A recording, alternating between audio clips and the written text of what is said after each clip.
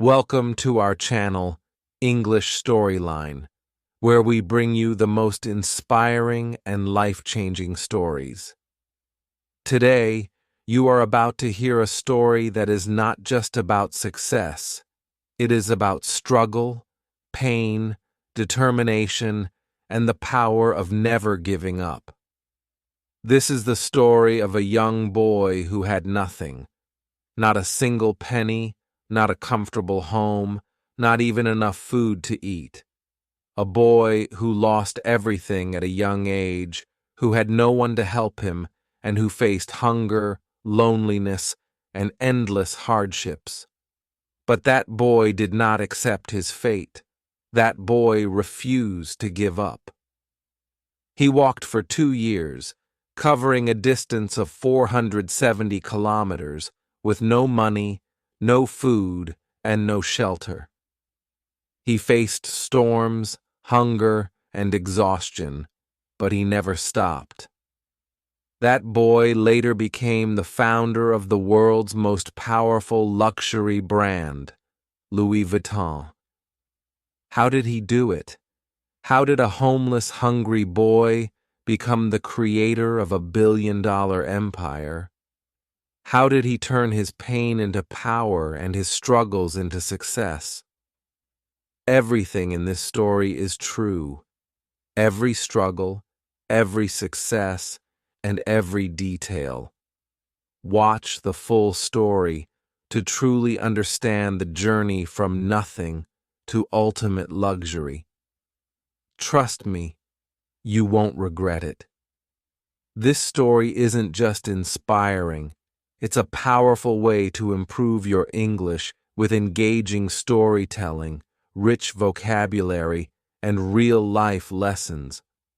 You'll learn naturally while enjoying an incredible journey. Now, let's begin from the very start. In the year 1821, in a small village called Angers, France, a baby boy was born into a poor family. His name was Louis Vuitton. But life did not welcome him with comfort or wealth. From the moment he was born, he was surrounded by hardship. His father, Xavier Vuitton, was a carpenter, a hard-working man who built furniture and small wooden structures. His mother, Coronne Gaillard, was a hat maker who spent her days sewing hats for local women. They worked day and night, yet their earnings were barely enough to buy food.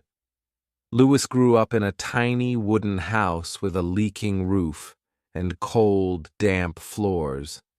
Winters in Angers were brutal. Snow covered the village for months, and cold winds made life even harder. There was no heating, no warm blankets, and no comfortable bed. Louis and his family had to survive with whatever they had. At a young age, he learned that life was not fair. He did not have the toys that rich children had. He did not go to school like them. Instead, he spent his childhood helping his father in carpentry, carrying heavy wooden planks, hammering nails, and cleaning sawdust from the floor. His hands were rough, his clothes were torn, and his stomach often remained empty. But Louis was different from other children in his village. Even though he was poor, even though he had nothing, he had something that others did not: a dream. Every day travelers passed through his village, rich men and women dressed in fine clothes, carrying large wooden trunks and suitcases.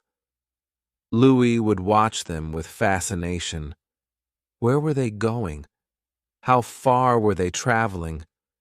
Who made those beautiful trunks they carried?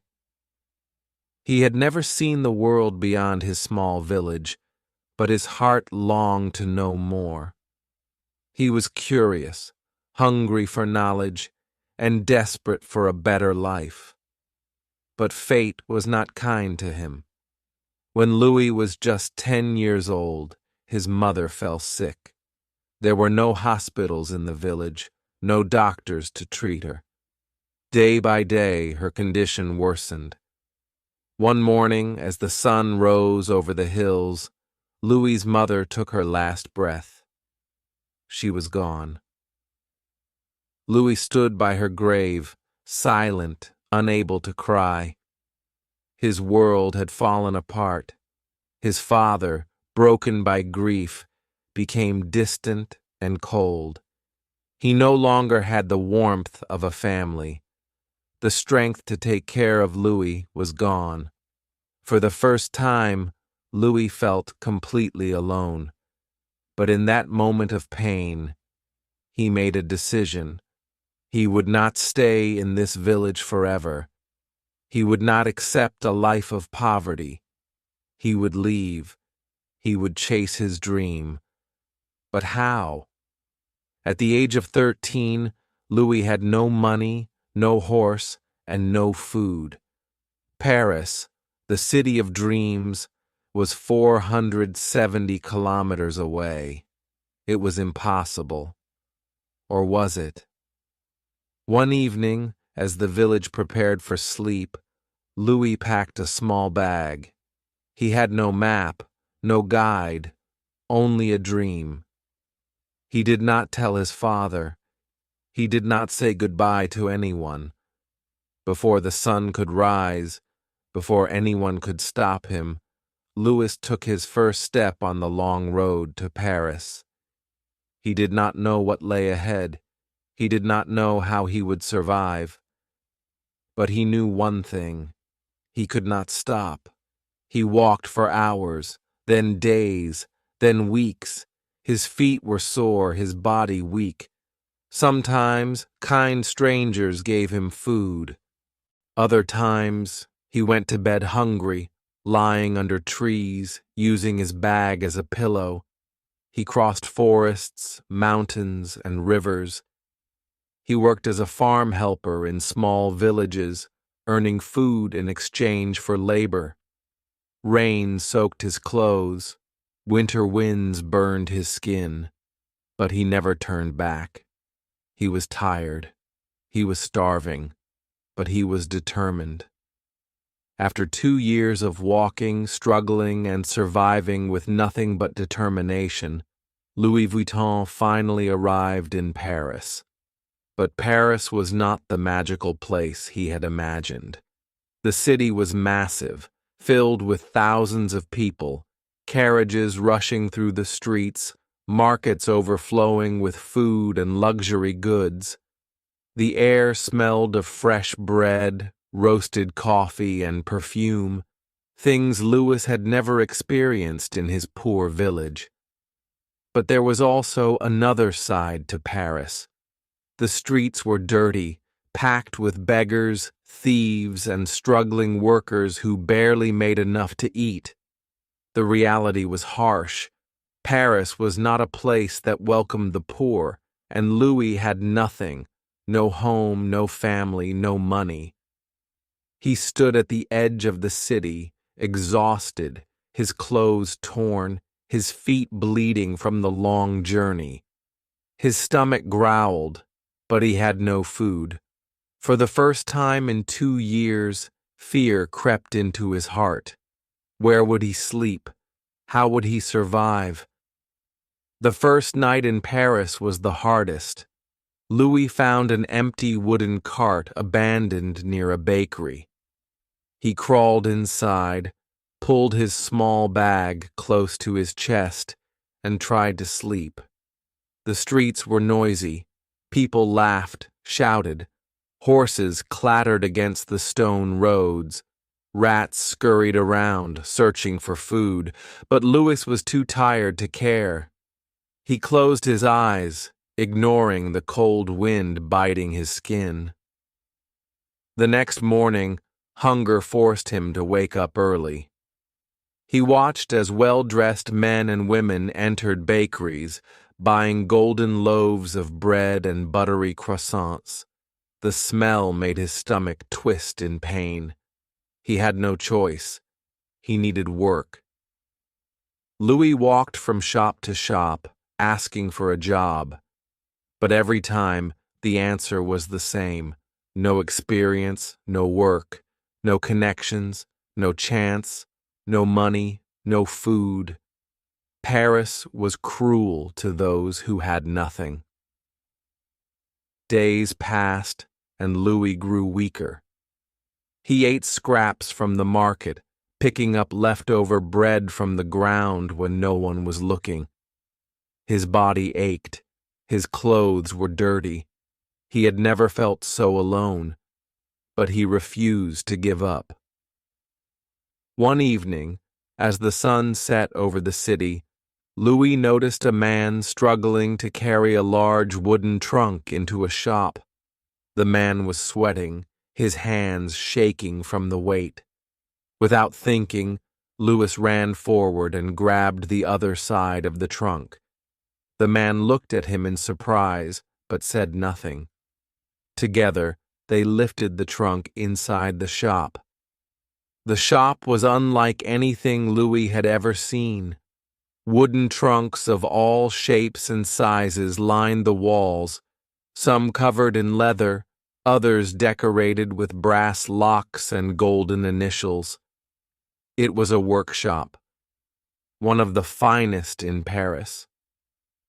The owner of the shop, Monsieur Marechal, watched Louis with sharp eyes. "You're strong for a boy your size," he said. "What's your name?" "Louis Vuitton, sir." "What do you want?" Louis took a deep breath. This was his chance. "I want to work." Marechal raised an eyebrow. "Can you make trunks?" Louis hesitated. "No, sir, but I can learn." The old man chuckled.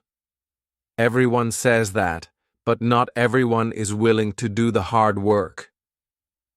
Louis's stomach clenched. He had come too far to be rejected again. "Give me a chance," he said, his voice firm. "I will work harder than anyone else." There was silence. Then, Marechal nodded. "Fine. You start tomorrow, but don't expect money yet. You work, you learn, and if you're good, then we'll talk about payment." Louis bowed. "Thank you, sir." He had done it. He had found a place to work, but this was only the beginning. The next morning, Louis arrived before sunrise. The workshop was freezing. The scent of fresh wood and glue filled the air. Tools were scattered across wooden tables: hammers, saws, chisels, and needles for stitching leather. Louis was assigned to sweep the floor, fetch tools, and clean up after the workers. At first, he didn't mind.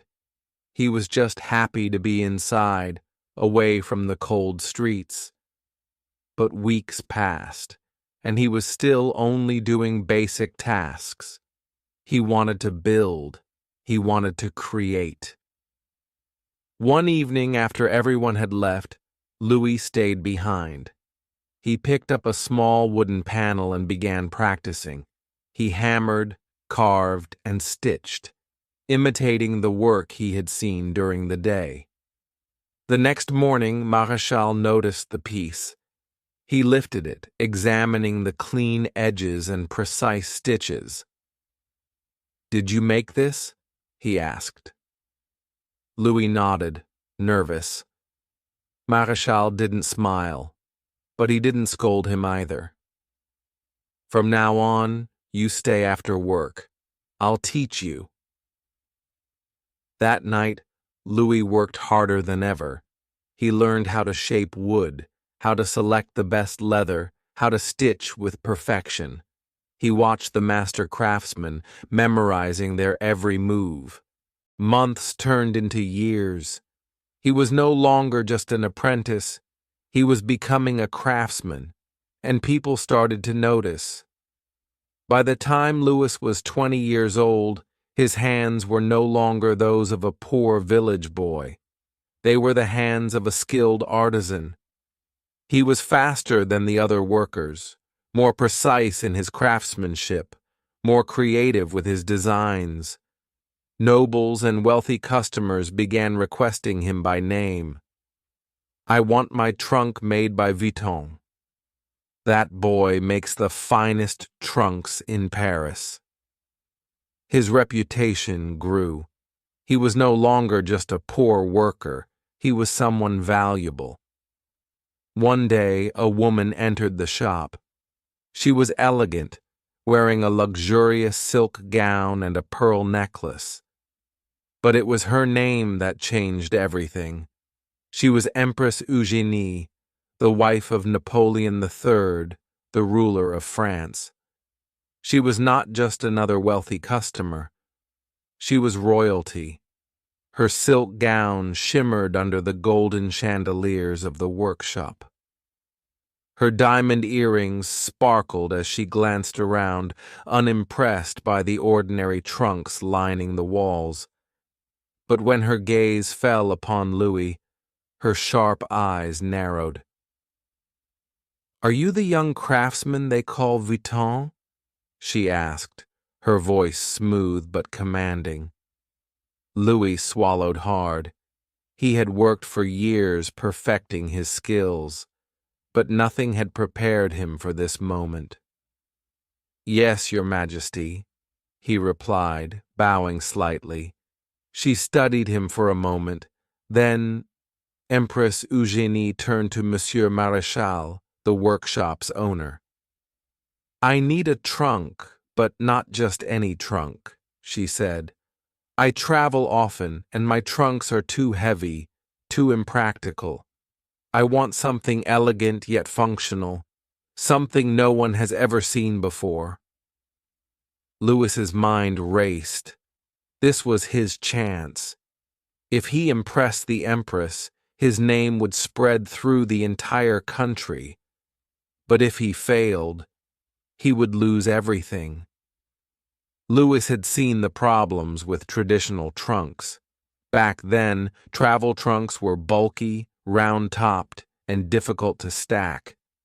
They were covered in thick leather, making them heavy and impractical. Most importantly, they were not designed for modern travel. But Louis had an idea, something that had never been done before. He stepped forward, his hands slightly trembling. "Your Majesty, what if I create a trunk that is light, elegant, and stackable?" he said. "A flat-topped trunk, covered in waterproof canvas instead of leather. It will be durable, easy to carry, and perfect for your travels." Silence filled the room. Maréchal looked at Louis as if he had lost his mind. No one had ever dared to change the traditional design of a trunk. But Empress Eugénie tilted her head, intrigued. "A flat-top trunk? Canvas instead of leather?" she repeated. "That is interesting. Can you do it?" Louis's heart pounded. "Yes, Your Majesty. I will create a trunk unlike any other." A small smile played on her lips. "Then do it, Vuitton. Impress me." For weeks, Louis worked day and night.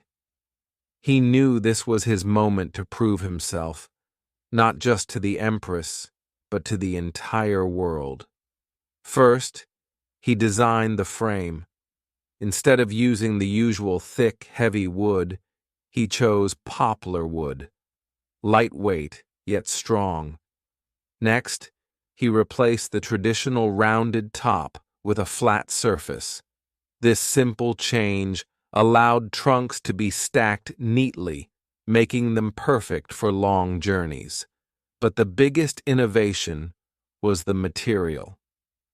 Instead of using leather, Louis experimented with a waterproof canvas, a light gray, durable fabric that resisted moisture and stains.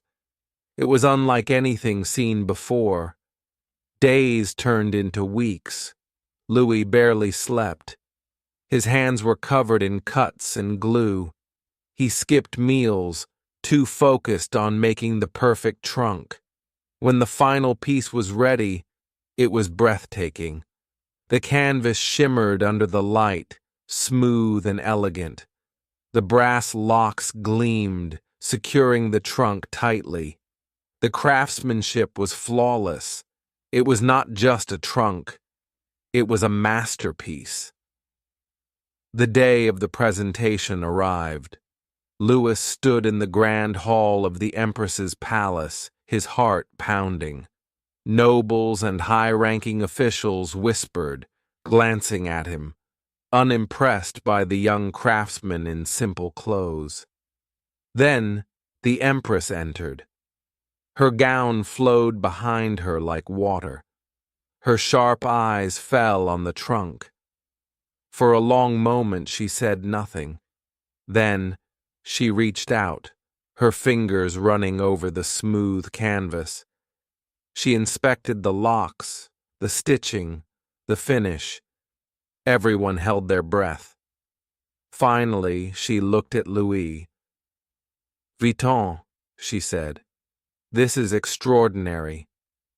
Murmurs spread through the room. Marechal, who had once doubted Louis, stared in shock. "From now on," the Empress continued, "you will be my personal trunk maker." It was done. Louis had won the trust of the most powerful woman in France. And in that moment, everything changed. The Empress's endorsement was more than just an honor. It was an opportunity. Suddenly, the elite of Paris wanted Vuitton trunks. Aristocrats, politicians, and wealthy travelers all placed orders. But there was a problem. Louis was still just a worker in Marechal's shop. No matter how talented he was, Louis would always be under someone else's control. He needed to break free. So, after years of loyalty, Louis made the boldest decision of his life. He left the workshop and started his own business. With the little money he had saved, about $1,000 in today's value, he rented a small space in Paris. The shop was modest, with only a few tools and a single workbench, but it was his. He hung a wooden sign outside, "Louis Vuitton Maletier, trunk maker." It was official. He was no longer just a poor village boy. He was a business owner, a fight for survival. Starting a business was not easy. The first few months were brutal. Louis had no employees, no big factory, no safety net. Every trunk he made was handcrafted by him alone. He worked from sunrise to midnight, barely stopping to eat. And then disaster struck. A massive war broke out in France, the Franco-Prussian War. The streets of Paris turned into battlefields. Wealthy customers fled the city, factories shut down, businesses collapsed. Suddenly, no one was buying luxury goods. Louis's shop, which had been growing, now stood empty. The orders stopped. The money stopped. He was on the edge of bankruptcy. For months he fought to keep his business alive. He sold some of his tools, cut down on materials, worked harder than ever. But no matter how much he tried, he was running out of time. If things didn't change soon, he would lose everything. Then, just when all hope seemed lost, something unexpected happened. The war ended, and when peace returned, a new era began. People wanted to travel again. They wanted style, elegance, and innovation. And they wanted Louis Vuitton trunks. The rise of an empire orders flooded in. His shop, which had been nearly abandoned, suddenly became the most talked about business in Paris. But Louis didn't just rebuild, he expanded. In 1871, he opened a brand new workshop in Asnières, just outside Paris. It was 4 times bigger than his old shop. He hired workers, trained apprentices, designed new collections. His dream was no longer just a shop. It was an empire in the making. But the world was changing fast. Luxury was no longer just for royalty. It was for the rising elite. While Louis was building his empire, his personal life was changing too. In the 1880s, he married Clémence Émilie Pariot, a strong, supportive woman who believed in his dreams. She was not just his wife. She was his partner. Together, they had a son, Georges Vuitton, who would later expand the business even further. But success came at a cost. Louis, obsessed with perfection, spent endless nights in his workshop. He barely saw his family. He missed birthdays, gatherings, and quiet evenings, all while chasing his dream. The strategy that built a legacy. From the beginning, Louis understood something most businessmen didn't. If you want to build a lasting brand, you must sell to the rich. Why? Because the wealthy had power. They influenced fashion trends and the desires of society. If aristocrats and high-status travelers used Vuitton trunks, everyone else would dream of owning one too. And there was another reason. Rich customers did not argue about price. They only cared about exclusivity. Louis never tried to sell to the masses. He focused on a few elite clients who were willing to pay top dollar for something unique and handcrafted. This strategy worked like magic. Soon, not only nobles, but also bankers, businessmen, and world travelers started ordering Vuitton trunks. Owning a Louis Vuitton trunk was no longer just about travel. It was a status symbol. The end of an era. Louis Vuitton had built an empire, but his journey came to an end in 1892 when he passed away. He left behind a legacy and a son, Georges Vuitton, to carry it forward. Before passing away, Louis called Georges to his side. Way to stay rich even in difficult times. The wealthy elite still wanted luxury, so Louis Vuitton focused on exclusive, high-quality products that only the wealthiest people in the world could afford. This strategy worked, and by the 1950s, Louis Vuitton was back on top. During this time, Louis Vuitton introduced some of its most famous handbags, including the Speedy bag, designed for fashionable women on the go, the Keep-All bag, a stylish, modern alternative to traditional luggage, and the Noé bag, originally made for carrying champagne bottles in luxury. Louis Vuitton was no longer just a travel brand. It had become a fashion icon. But Gaston Louis was getting older. Who would take the empire into the next generation? By the 1960s, Louis Vuitton had grown into one of the most respected luxury brands in the world. But the world was moving faster than ever. New fashion trends were emerging, the wealthy class was expanding, and competition in luxury was increasing. Gaston Louis knew the company needed fresh ideas, so he brought in his son-in-law, Henri Racamier, to help modernize the business. Henri was a brilliant businessman with a vision. He believed that Louis Vuitton could become bigger than ever. His goal? Turn Louis Vuitton into the most powerful luxury brand in history. And this decision would change everything. By the late 1970s and early 1980s, Louis Vuitton was already an established luxury brand known for its exclusive luggage, handbags, and accessories. But it was still operating like a traditional family business.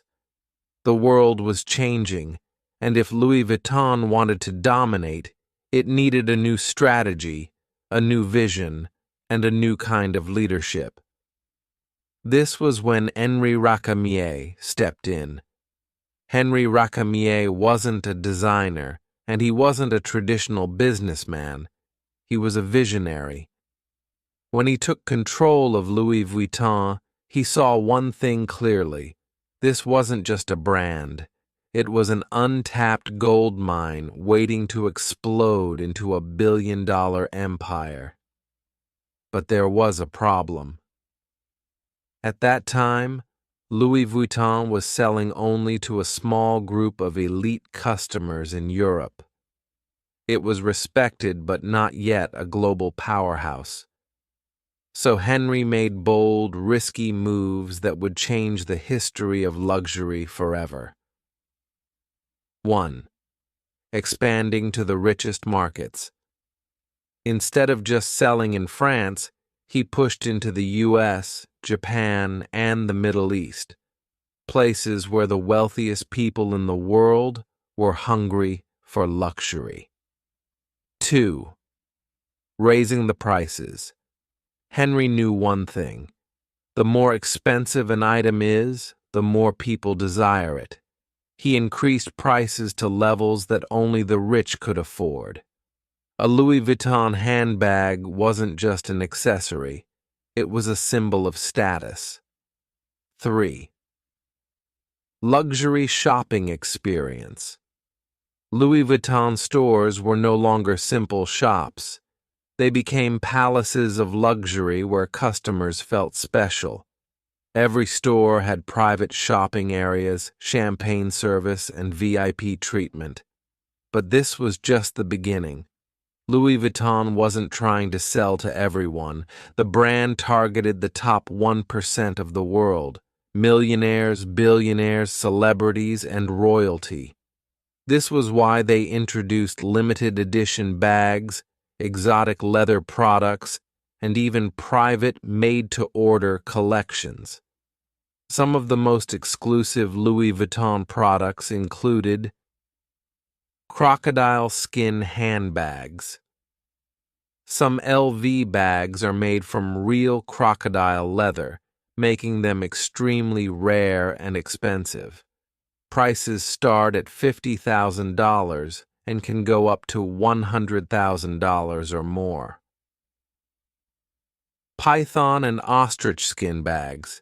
These bags are handcrafted using python, ostrich, and other exotic skins, making them not just accessories, but collector's items. Custom designs. Louis Vuitton created bespoke bags for ultra-wealthy clients, making each piece unique. Through these strategies, Henri Racamier turned Louis Vuitton into a global luxury powerhouse, a brand synonymous with prestige, exclusivity, and timeless style. Mini bars and cutlery bags. Louis Vuitton even introduced luxury mini bars and cutlery bags for the ultra-rich, designed to be used in private jets and yachts. These items could cost hundreds of thousands of dollars. Unzippable travel trunks. One of the most iconic LV products is the custom-made travel trunk, which can cost up to $500,000 depending on the customization. But there was one problem. When a brand becomes too exclusive, counterfeits start trying to copy it. As Louis Vuitton's popularity grew, fake LV bags flooded the market. In the 1980s, knockoff versions of Louis Vuitton handbags were being sold on the streets of Paris, New York, and Tokyo. This was a huge threat to the brand's image. If everyone had a Louis Vuitton bag, it wouldn't be special anymore. So Henri Racamier launched one of the biggest anti-counterfeiting campaigns in history. Louis Vuitton hired special teams of investigators to track down and shut down counterfeit factories. They worked with governments to pass strict anti-counterfeiting laws. They introduced special security features in their products to make them harder to fake. But Henri knew that to truly dominate the market, Louis Vuitton needed to become more than just a luggage brand. So he made a historic move. The birth of LVMH. In 1987, Henri Racamier made a game-changing decision. He merged Louis Vuitton with Moet and Chandon, a luxury champagne brand, and Hennessy, a premium cognac brand, to create LVMH, Louis Vuitton Moet Hennessy. This was a brilliant move. Now, Louis Vuitton wasn't just a fashion house, it was part of the world's biggest luxury group. With this merger, LVMH controlled dozens of luxury brands. It expanded into fashion, jewelry, cosmetics, and alcohol. It became the richest luxury company in the world. But Henri Racamier didn't get to enjoy his empire for long. The rise of Bernard Arnault. As LVMH grew, a new player entered the scene, a young businessman named Bernard Arnault. Arnault was hungry for power. He saw LVMH as a golden opportunity, and he wanted to take control. In 1989, he used aggressive business tactics to push Henri Racamier out and took full control of LVMH. This move was controversial, but it made Bernard Arnault the most powerful man in luxury fashion. LVMH becomes a global empire. Once he had full control, Bernard Arnault transformed LVMH into a financial powerhouse.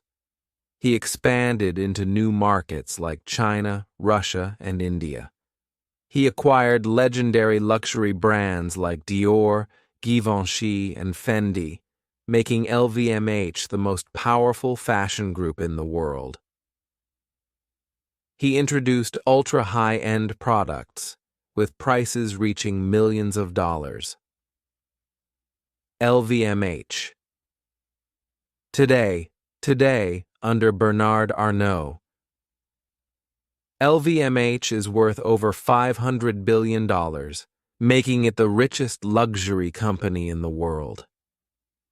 Arnault himself is often ranked as the richest person on earth, with a net worth of over $200 billion. The legacy of Louis Vuitton. Today, Louis Vuitton represents exclusivity. Owning an LV bag means you've made it in life. Luxury craftsmanship. Every Louis Vuitton product is handmade by the best artisans in the world. A status symbol. Whether it's a handbag, luggage, or a custom minibar, Louis Vuitton is the ultimate sign of wealth. Even after 170-plus years, Louis Vuitton remains the most powerful luxury brand in the world. And it all started with one young man, Louis Vuitton, who had nothing but a dream. Louis Vuitton's story is a lesson in determination, vision, and risk-taking. From a poor boy in a small village to the biggest luxury empire in the world, Louis Vuitton proves that hard work and innovation can change everything. Every step, from handcrafting trunks to creating billion-dollar handbags was built on excellence and exclusivity. Even after wars, economic crises, and battles for control, Louis Vuitton has stood the test of time. This is more than a brand. It's a legacy.